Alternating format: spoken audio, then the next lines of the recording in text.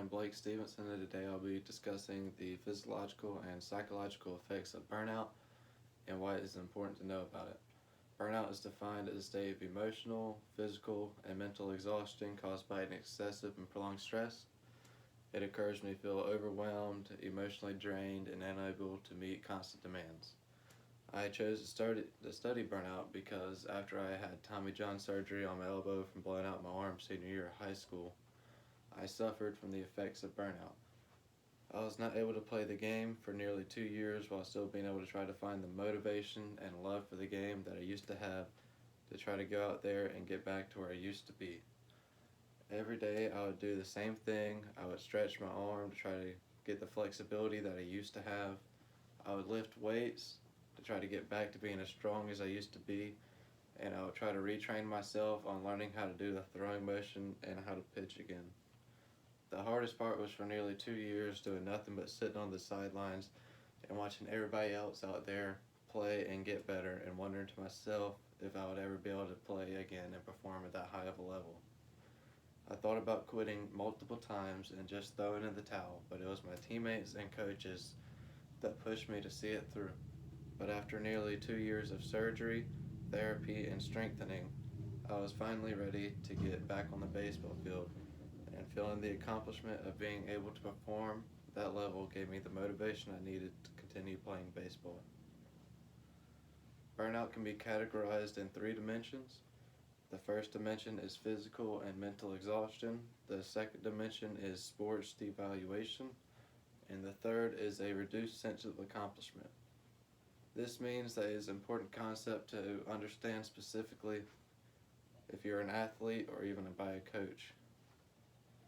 By understanding the reasons behind burnout and why it happens, you can then begin to understand how to make and manage the symptoms and help prevent from becoming burned out. First, I would like to talk about motivation. Motivation plays a major role in performance of an athlete and the overall performance of the team.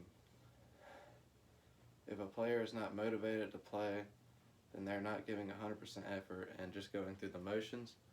An athlete just going through the motions is likely to gain bad habits and more susceptible to making errors. This is a negative effect on the team because just one player that is not motivated could make a crucial error that could cost the team the game. First off, intrinsic motivation is when an athlete is motivated from the love of the game. This type of motivation is what keeps the athletes attentive and wanting to play the game and striving to get better.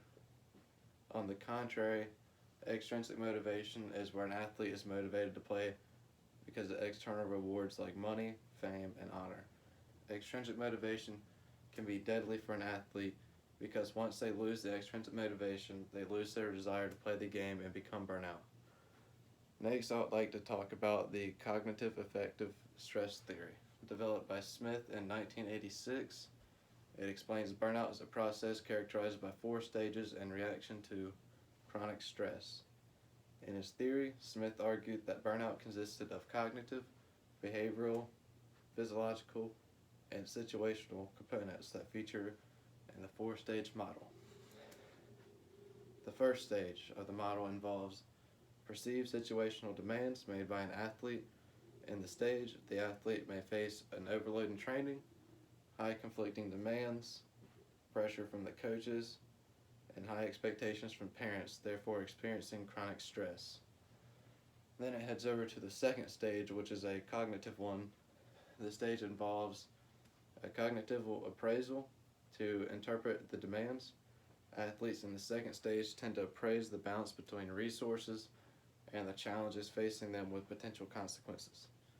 If athletes perceive that demand tends to exceed resources available to them with severe consequences, the process leads to the third stage. The third stage comprises physiological and psychological responses characterized by insomnia, anxiety, and tension, and illness. Reaction to these psychological and physiological aspects leads to the fourth stage, which is burnout. Athlete burnout in the fourth stage characterizes inappropriate and rigid behavior, decrease in performance, and eventually withdrawal from the sport. From a physiological and psychological perspective, athletes lack moderating strategies to prevent stress emanating from pressure to perform, society, and expectations from parents. The athlete tends to push hard through training, which leads to overindulgence. If not well balanced, it can lead to burnout. Burnout is a psychological syndrome that emerges because of extended response to interpersonal stressors. The psychological process comprises three dimensions: overwhelming exhaustion, cynicism feelings and detachment from the sport, and feelings of ineffectiveness as well as lack of accomplishment. These factors influence the physical involvement of athletes and their performance levels. When athletes experience overwhelming exhaustion from training, they tend to lose energy and continue to participating in the sport. So by knowing the different levels of stress and how it leads to burnout, as well as knowing how burnout works and presents itself, it can better prepare coaches and athletes to work towards lowering stress levels of an athlete, and by doing so improving the overall performance of the athlete and team, which is the goal of any team, to play at 100% and give the best shot at winning.